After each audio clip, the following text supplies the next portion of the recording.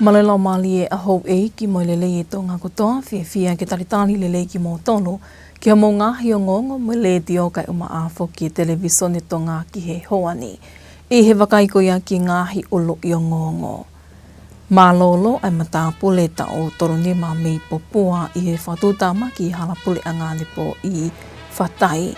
Le ko te potongawe mo ui e tako toru i Tongatapu ki na mau e mo fitengi he lolotongani Pea kaniseli ngā hi whatukanga makehi me wāwaka matanga tonga whika waki me cyclone whataropi ki karasiwa ko Vaiano.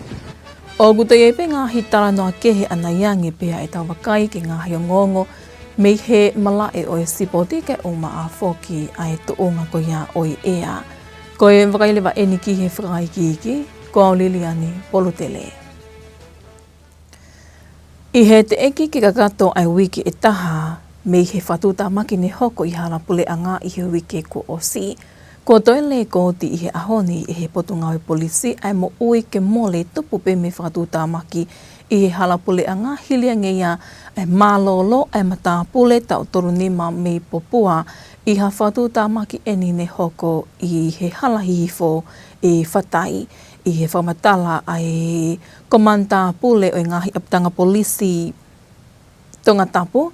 Halatoa tau whanane pehe ne hoko e ni whakafuafua ki he hawhi e taha wā ane pō.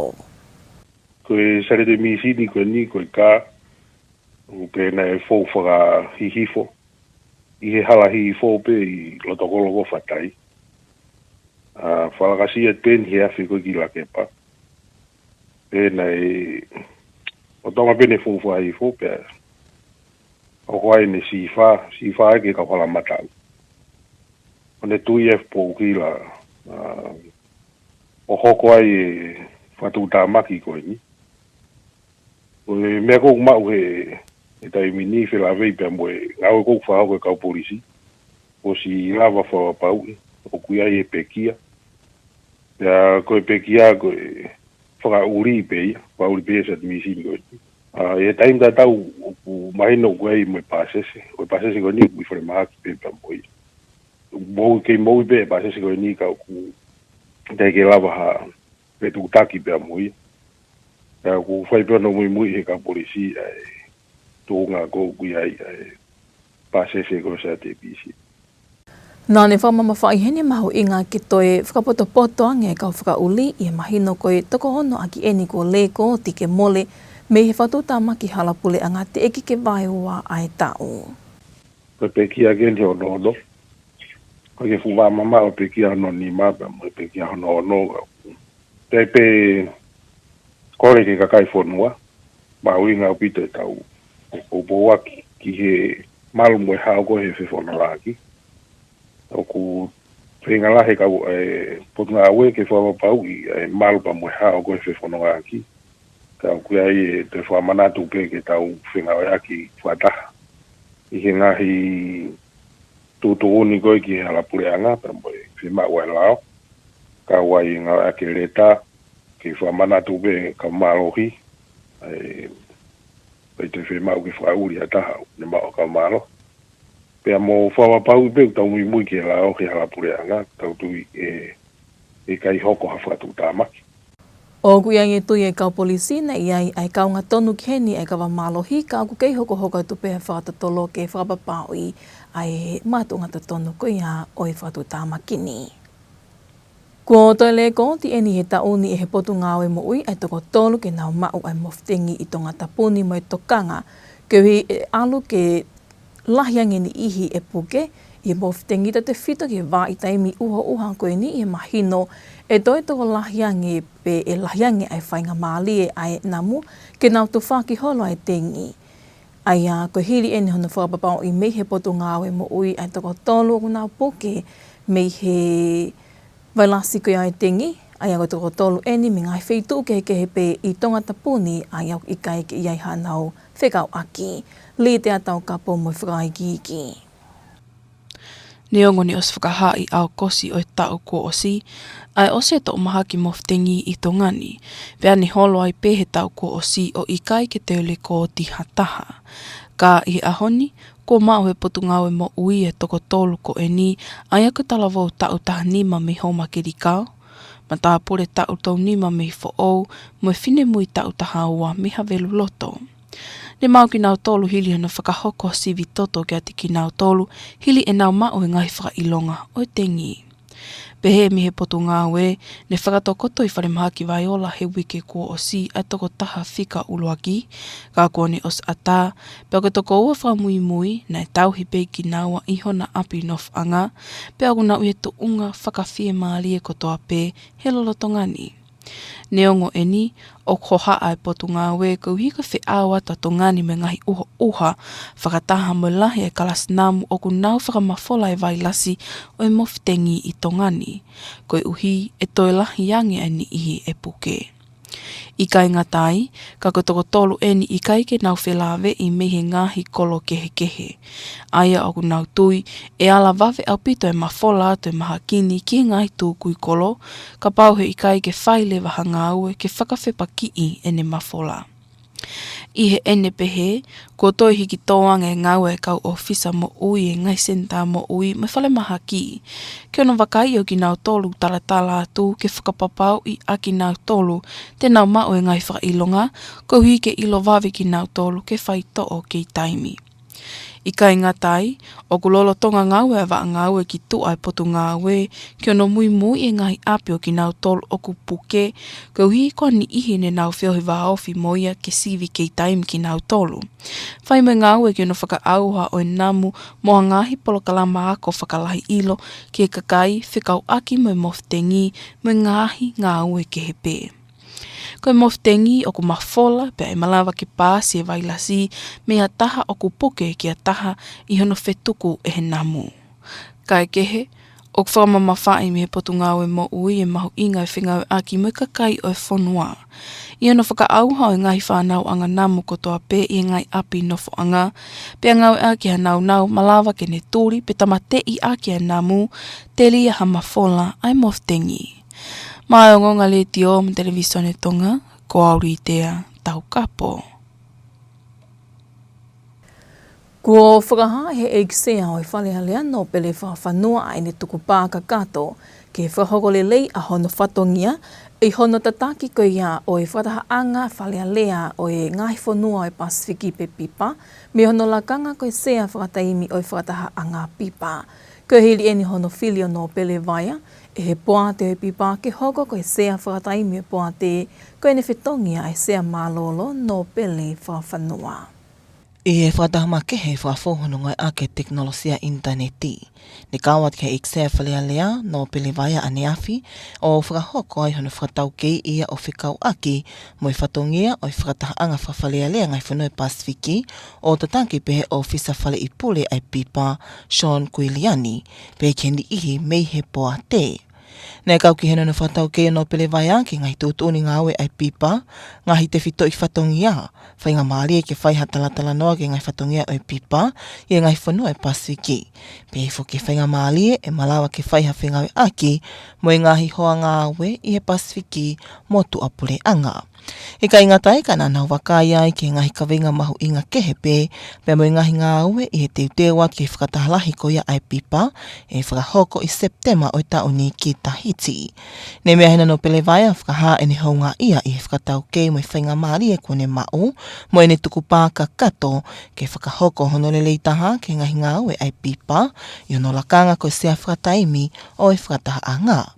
Ko e pipana e whakatuia I aoko se tau ko osi. Pea ko sinonga o e whawhalealea ia e malawa e ngahi whalealea o e Pasifiki, ki tālanga e ngahi kawinga kumahu inga ke tek nau tolu, pea ke nau ngau e aki ki hono teke mo popo I e ngahi ngau e whakataha, ki e ngahi kawinga o whihangangai me ngahi whanua o e Pasifiki. Mea ngonga le te o me televisione Tonga, ko au sanori tātu I vai. Kua kaniseli e ngahi whaatokanga makehe mi he waaware matangi a Tonga whikau aki me cyclone whaatalo piki kalasiwa ko vaiano I he hoa tau e ahoni. Kua ka matake ngā unu atu e a vaiano me he potutahi ko ia o Oto Tonga.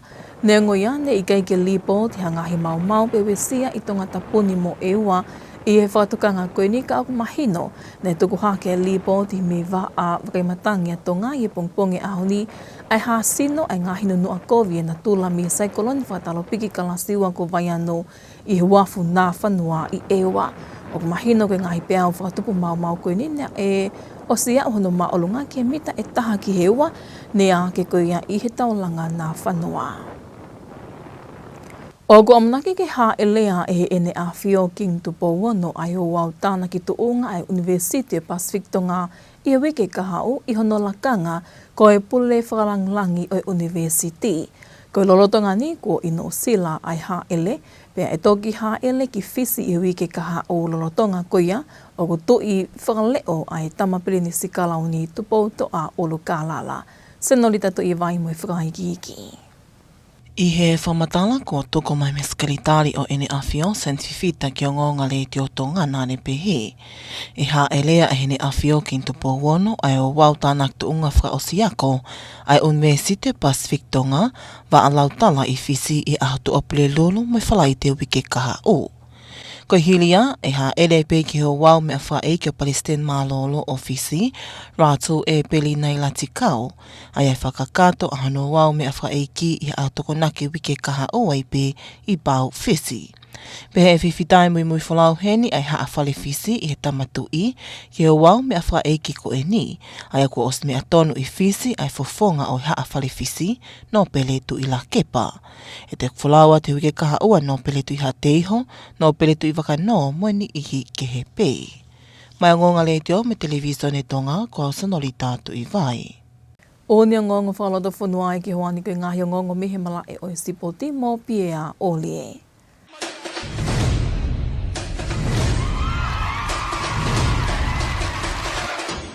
I he whetaki ni mai komisoni whamawhora rea Tonga me potunga au e ngahi ngā ua whalata whanua pē mia. Malawa i ke whamawhora te mala e sipoti me whea ahi Super Rugby Pacific wanoa ua no. Whamalo ke 8 Minister me tawha i sipoti ai potunga au e i whenga e aki ua whakahoko.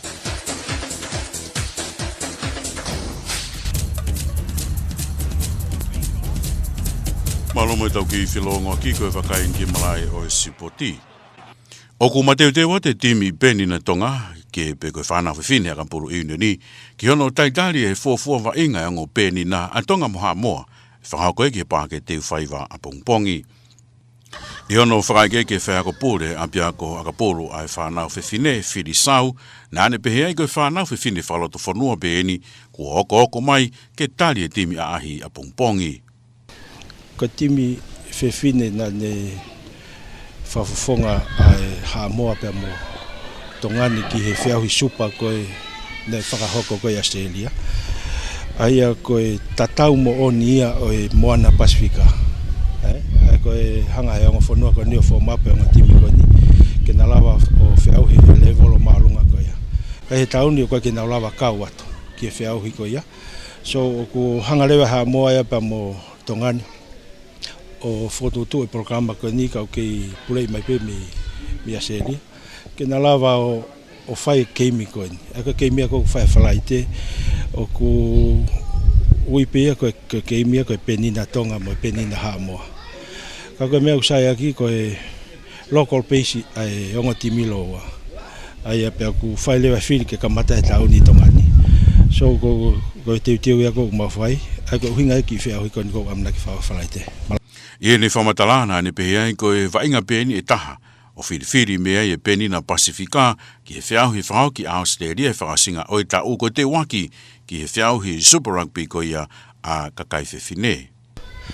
Ka kona mo oni o ku whiriwhiri me hene e whanau pia me Hamoa mo Tonga. Ko te uteo atu e nau ki tuana toia i he whakasinga ko e ta uko e whai ki Australia. Aia i loto pehe na keimi o ku e whai hano whiriwhiri hanihi o ku nau lawa makehe ange nga ke whawhawhonga a timi ko ia ke nau tua i whaasinga tau. Kai osi lewa ia te mau hoko atu lewa mau tolu ia whawhawhonga timi ko e whanua alofa. Aia whahoko ia i he aho taha whaa, pia mo aho ataha ki Fiji. Kau whawhiawhia he te maulape maharuga timpenia a Hamoa ko o te aru ki Fiji. Pe hange pene ha mau ki pre-game teu pe matoli neongo ko ki tau fili mo fa fonga fea ko peni na. Ko hange ha mau ki tau pe ke mau to ki si hange ko ha me falele ye. Ko ha me aku toton ke to ki teu hange. Ro tongani ko toko ua me toke lau ko ui mai ki he peni na Tonga ke teu ia i ki nau tolu ki he vai ngani mo pātoro aki hona tare ni ti.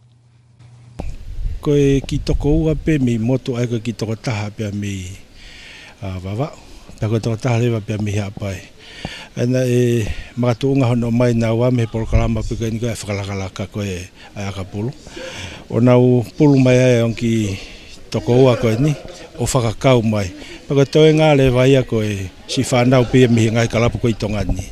Kai ke nei whawhi i pe he whai ako e pēni na Tonga, ai Tonga kotoa pe ki e pāke teu whaiwa.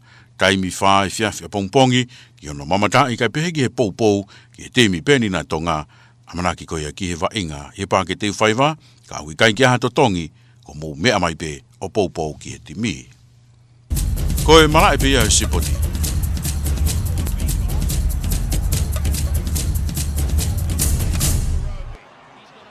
Ko e wakailewa eni ki he tuonga oi ea, i hana tuku mai mihi wa awakai matangi a tonga i whamoto.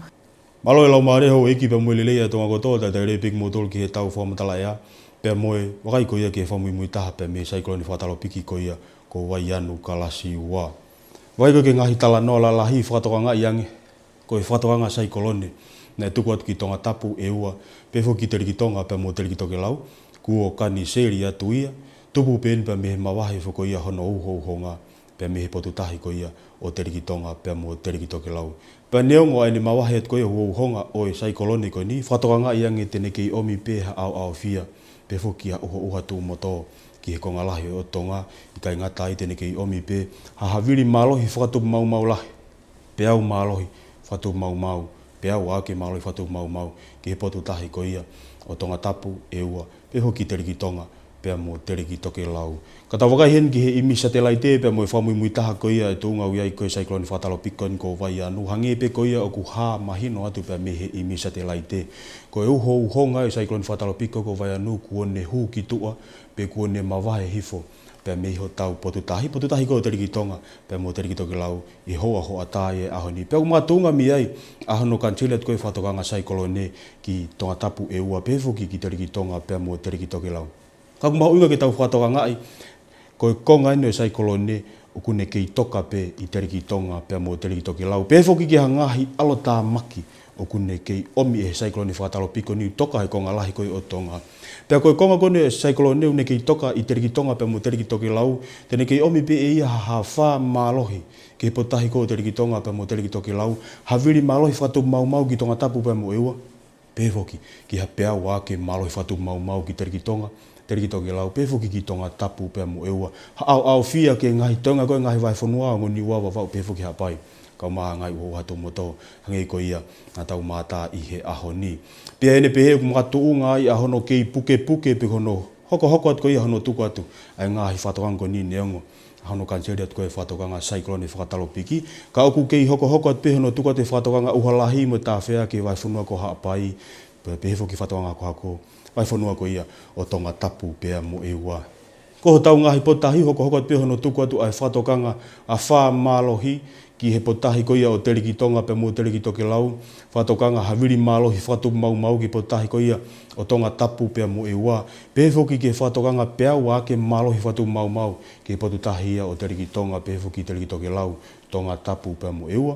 Kau maa e whatokanga hako ki he potu tahi ko ia o haapai.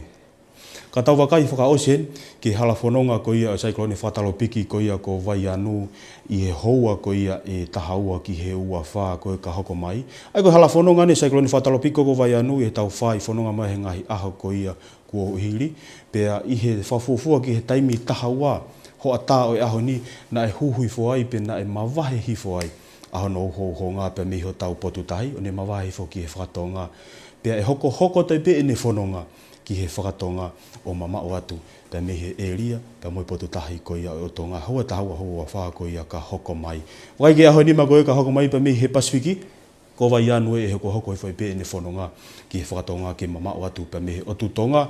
Ngahi uha tu moto e tene ki omi pe ki he ngahi vai whanua koe o Tonga, taunga unu atu e whaosinga o wike. Ka ngā unu maha alomari e pe mehe whakatonga hake. Ke kamatanga koe wika hau ke ne omi ha alomari e ke tofu hia o Tonga. Kamatanga ia o e wike ka hau.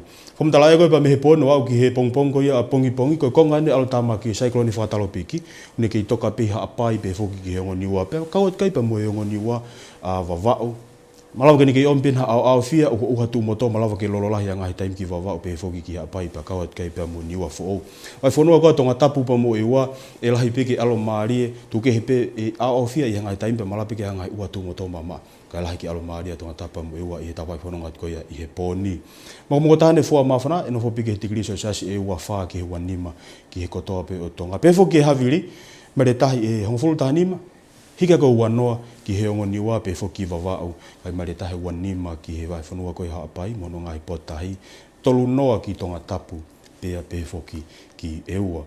Ka koe whamtalaya koe pongpongi whakau peke ngā unua te alotamaki ke ntoi mama oangi ke whakahake pe me toinga koe ngai vai whanua o Tonga lahi ke alomari ai ngai vai whanua o Tonga. Tuke ha ngahi uha tu moto i ha ngai whitu e ni kai lahi ke alomari pe o Tonga ki a pongpongi. Fua mawhana pe koe maalunga tahane fua mawhana iau ke tigri so sasi e wahiva ki he tau noa ki he kotoa pe o ngahi vai whanua koe o Tonga. Taimi koe tahi mahatoka tahi i he kototon koe whitu i he poni e alo Tonga mahatoka tahi pe a tau maari o suanima koe pa me taha tua po ia o e poni.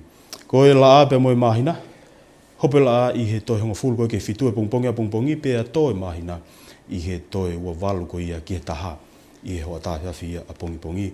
Wao se pe whamtalaya a hoi nima koe ka hoko mai ki Nuku'alofa ka matai pe mehe tokonaki o au ki he pule lulu ko ia o wike ka au.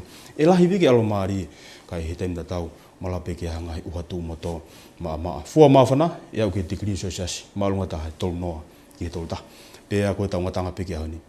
Malo pito mumea mai. Ka mumea. Ko e tuunga ia oe ea ka tau toi wakaingi pe heni ki e ngāhi ulu i o ngongo. Pālolo ai mata pule ta o toroni ma mei popua i he whatutama ki hala pule a ngāne po i whatai. Le ko tia poto ngāwe mo ui tako toru i Tongatapu ni ki nā mau e mo whitengi he lorotongani. Pe a kaniseli e ngāhi whatukanga makehi me wāwakai matanga Tonga whikau aki me cyclone whataro piki karasiwa ko Vaiano. Mo e kakatoi pe au ngā hiongongo mo le tio kai o maa televisione Tonga ki e houani mo e whakaamu i au taki kotoa ato pe ia ki loto whani kotoa. Kai malo e tau kei whi au mai ka mō mea.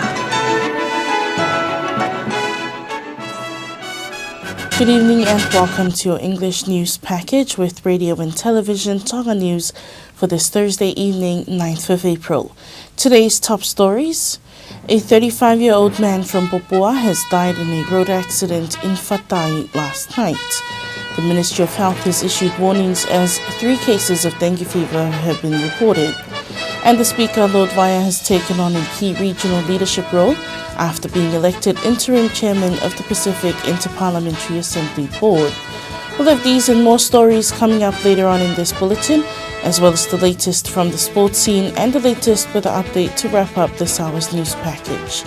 Now for the news in detail, I'm Popua Aho.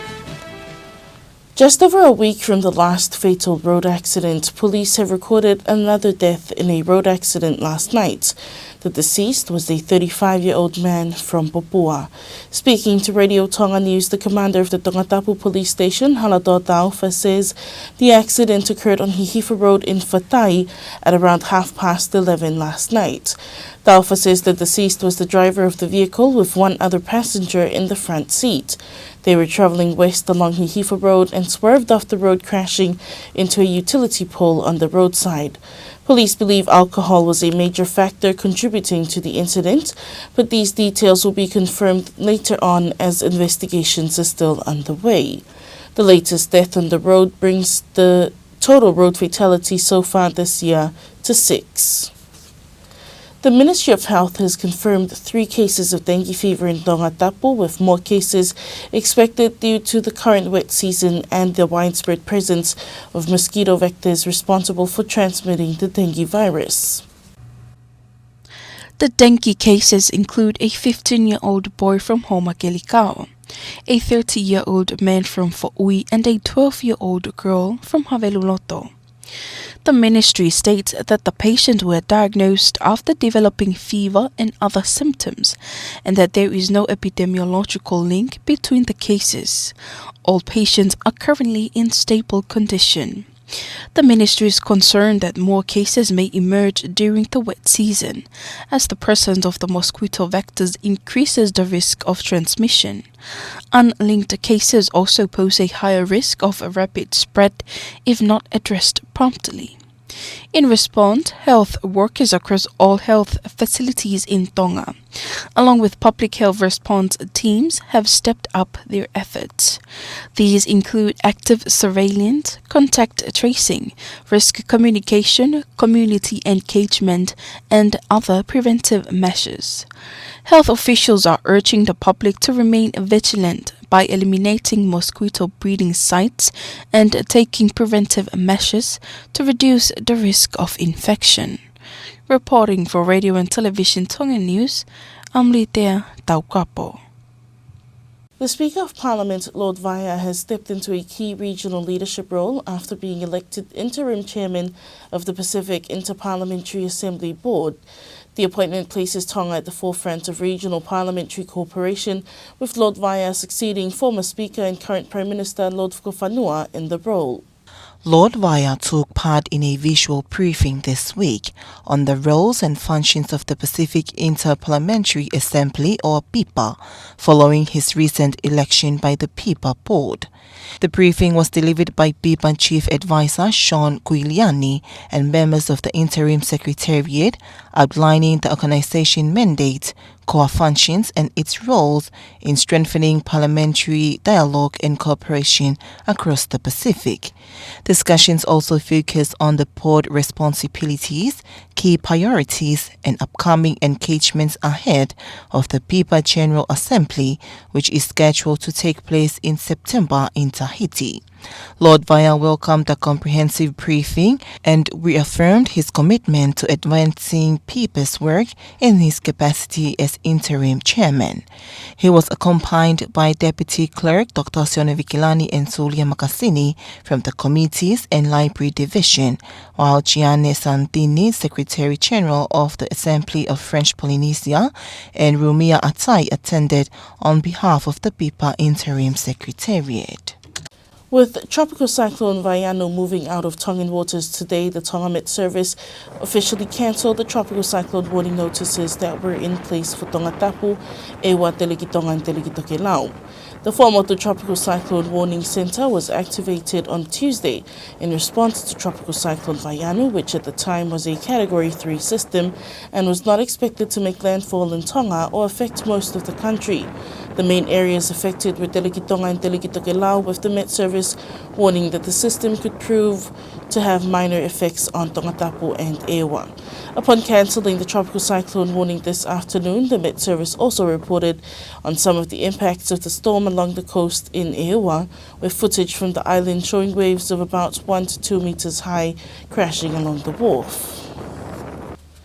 And His Majesty King Dubois VI is expected to be in Fiji next week to attend the funeral of his uncle, the former Fiji President Latu Nailati, as well as attending the graduation ceremonies of the University of the South Pacific, as his term as the USB Chancellor comes to an end later this year.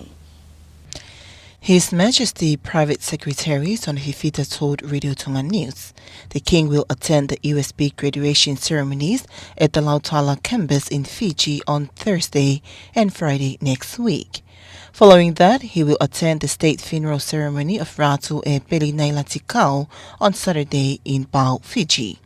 It is also understood that members of the Falifisi clan will accompany His Majesty to the funeral to carry out their traditional duties. Lord Tuilakepa, the head of the Falifisi clan, is already in Fiji, while the rest, including Lord Tuivakano, Lord Tuihateho, and others, are expected to arrive next week.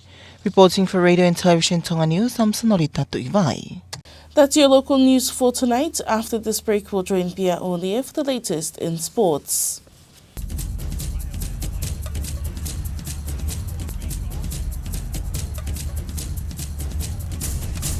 Welcome back in sport. The Benina Tonga women's rugby teams is set to host Benina Samoa tomorrow at Te Whaiva Park as part of preparations for upcoming tournaments. Women's Academy head coach Philly Sau says this will be the first time the two sides meet in the kingdom, with selectors closely watching players ahead of future clashes against Australian teams during their bye weeks. He adds the match provides a valuable opportunity for Benina Pacifica players to showcase their talents and push for selection into next year's Super Rugby Women competition.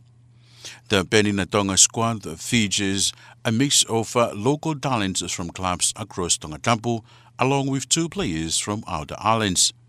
Sau says his side will represent the nation team known as Lofa at an upcoming tournament in Fiji later this month.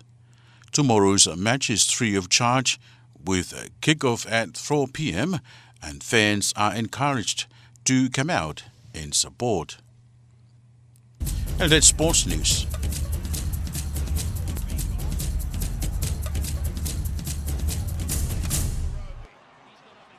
And that was sports news with Bia Olia. Now taking a look at the latest weather update from the Formal Weather Forecasting Centre.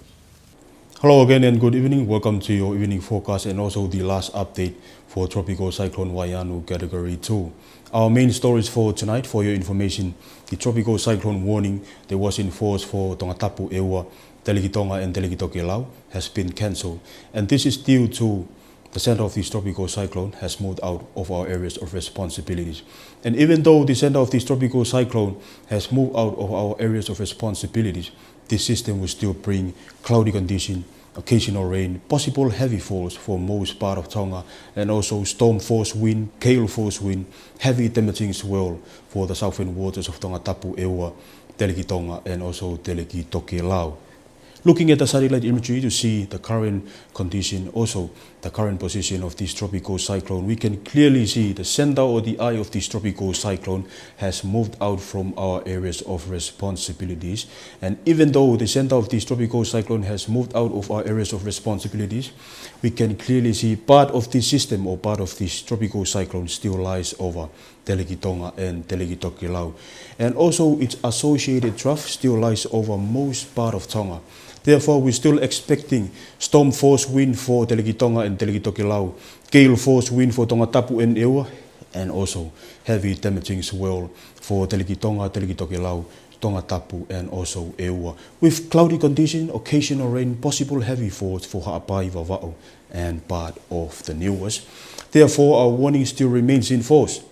Please take note, our warning still remains in force. Heavy rain warning, flash flood advisory for Ha'apai land areas, strong wind warning for Tongatapu and Ewa, and also for our coastal waters, a storm force wind remains in force for Teleki Tonga and Teleki Tokelau, gale force wind for Tongatapu and Ewa, heavy damaging swell for Teleki Tonga, Teleki Tokelau, Tongatapu and Ewa coastal waters, and also strong wind warning for Ha'apai coastal waters. But here's our last look at the track map of Tropical Cyclone Waianu Category 2. As of 12 p.m. this afternoon, the center or the eye of this tropical cyclone moved out of our areas of responsibilities and will continue to move further to the south and away from our waters for the next 12 to 24 hours. For the next 5 days across the region, this is Waianu will continue to move further to the south, and we're expecting some showers of rain for most part of Tonga as we head into the weekend. But for the start of next week, a high pressure will extend from the southeast, bring us fine weather condition for the start of next week. Forecast from tonight up until tomorrow morning, we're expecting some cloudy condition, possible heavy falls for Ha'apai, Vava'o, and even the Niuas for tonight, even risk of thunderstorms for these areas. Mainly fine for Tongatapu and Ewa, except cloudy periods, with some showers are also expected. Minimum temperature for tonight will be dropped down to 24 degrees Celsius for Tongatapu and Ewa, even Ha'apai and also Vava'o, 25 for the Niuas. And the wind, 15 to 20 knots for the Niuas, Vava'o rising up to 25 for Ha'apai, and 30 knots for Tongatapu and Ewa. Our forecast for tomorrow will be this trough will continue to move further to the east, bringing us fine condition. We're seeing improvement to the northern part for the Niuas, including Vava'o and also Ha'apai. So most part of Tonga will be mainly fine tomorrow, except There'll be some showers are expected for tomorrow, but will be mainly fine for the southern part of Tongatapu and also Ewa. Maximum temperature will be rising up to 29 to 30 degrees Celsius for all of Tonga. And our tide prediction, low tide will be at 7 o'clock p.m. tonight, and high tide will be at 25 minutes past 1 a.m. later tonight.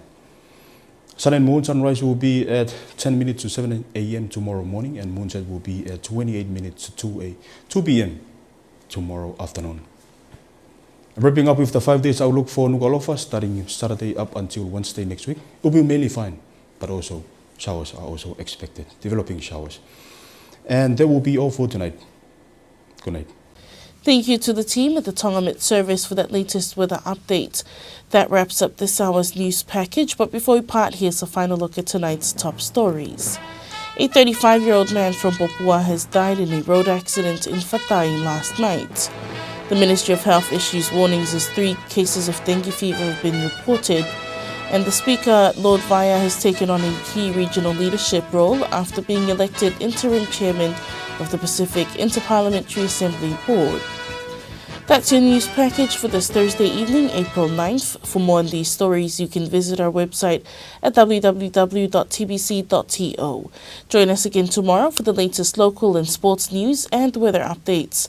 Now for myself and the radio and television Tonga News team, thank you for joining us. Have a good evening.